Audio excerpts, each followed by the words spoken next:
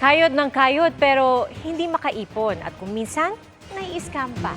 Ang ganyang kwento ng maraming OFW, balak tuldukan ng paseminar ng gobyerno bago po sila mag-abroad. Nakatutok si JP Soriano.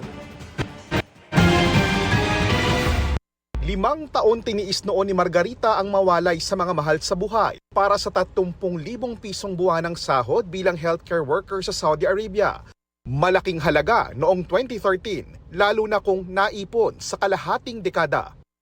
Pero dahil breadwinner ng pamilya at takbuhan ng mga kamag-anak, nagising na lang daw siya isang araw na wala pa lang naipon. Yung effort mo doon, wala kang tulog, kahit may sakit ka, kailangan mo talaga magtrabaho doon.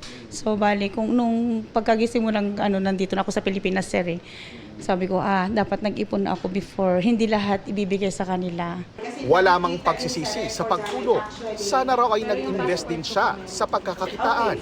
Bagay na titiyakin daw niya ngayong papunta siya ng Canada bilang caregiver. Para sa mga OFW tulad niya, ang pinalakas na Financial Literacy Program ng Department of Migrant Workers. Bahagi niyan ang seminar na required para sa lahat ng paalis na OFW. Mga kapuso, bago makaalis ang isang OFW sa ibang bansa, kailangan mo na niyan dumaan sa tinatawag na PDOS o yung Pre-Departure Orientation Seminar. Kabilang po sa mga itinuturo sa kanila sa training room na yan ay yung financial literacy o kung paano pwedeng mag-ipon ang isang OFW na magtatrabaho sa ibang bansa.